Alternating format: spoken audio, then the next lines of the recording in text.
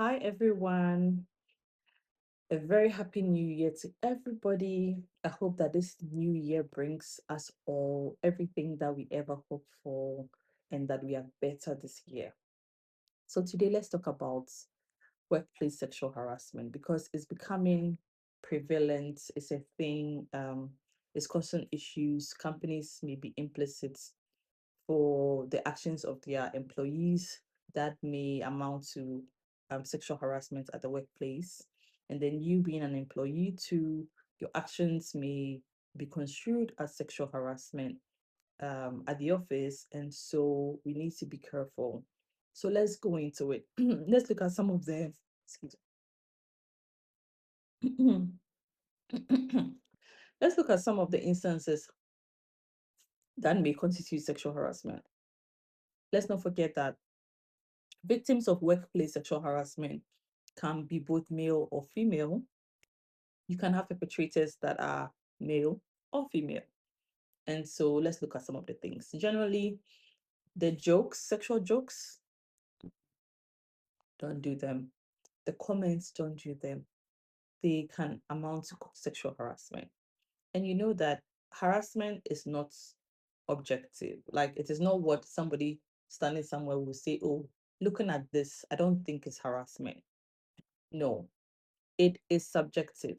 So if the person themselves are the ones at the receiving end feel that this is harassment, then it is harassment. So don't do it. You may be in trouble. So if you're a boss and you have a subordinate that you're always commenting on how they look, how their bodies look, your breasts look good. You keep saying that their bodies look attractive, and you compare them to some girls that you've had sexual encounters with, or some girls that you're hoping to have sexual encounters with, don't say such things to people. It puts them in an uncomfortable situation. So the whole point of workplace sexual harassment is that you keep putting somebody who is at work in an uncomfortable situation. Now she's employed. So imagine that every time she has to come to work, she's feeling uncomfortable. When she's at work, she's uncomfortable because she has to be next to somebody, or she has to talk to somebody, or she has to report to somebody who keep making these comments. Now, it may be male or it may be female. Then another thing is when you have a boss or even a friend, maybe a colleague that keeps talking about, or you're in a space where your colleagues keep talking, they may keep making sexual jokes about the females or the men that they are sleeping with, and you have to hear this every time. Again, it's putting somebody in an uncomfortable situation. Don't say it around the person. Whoever you want to have these jokes with, as long as both of you are comfortable with each other, please have it in your private space. Don't say it at the workplace.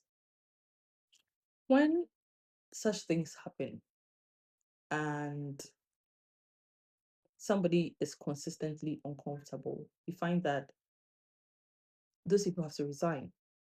In some of these instances, um, sexual favors are asked, or somebody, you're passing by, somebody smacks your backside, or the comment on your dress. There are some things that are very uncomfortable. So let me give an example where your superior at work tells you, hey, Friday nights, let's hang out, let's go to the beach and spend time. Um, I have some work trips, let's go together. Now, these invitations are not work related. Your work is not taking you to the beach, but you have this superior who consistently is asking you to the beach, is asking you out every Friday night, or you have those suggestive invitations. Then they say they have their own private business or private engagements out of town. They want to go with you. How do people not understand that this constitutes sexual harassment? You are consistently putting somebody in an uncomfortable place. I've heard arguments where people say, oh, why can't she just say no? It is not easy for people who are your subordinates to say no to you. The fact that even if she can say no, she has been put in an uncomfortable space where she has to think about a lot of things. People consider how will my answer or my behavior, which is not what the person wants, how will it affect my job? Who do I talk to? Do I have to report this? Should I be quiet about it? The fact that somebody starts thinking about these things is not good. I'm going to keep this short. For companies, for employers, when you have these things going on, maybe speak to your workers regularly, have training. I mean, even if you don't know, have consistent sexual harassment at the workplace training. Have it. When you have it with experts in the field, some of these things will start coming up. Have your workers sign sexual harassment policy and yeah, have them sign it every year. They should renew it, have them sign it. Then have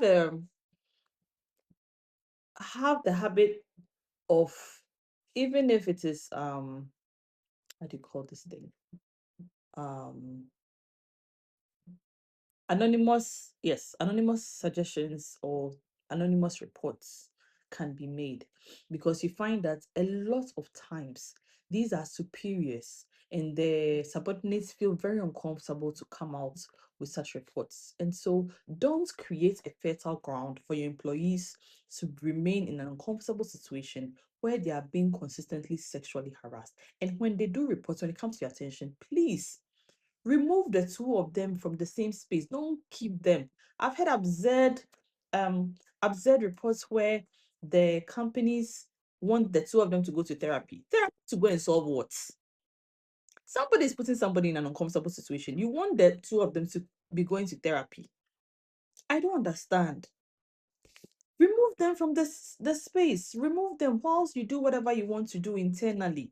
And then when you determine that indeed there is sexual harassment, please take action. Take action.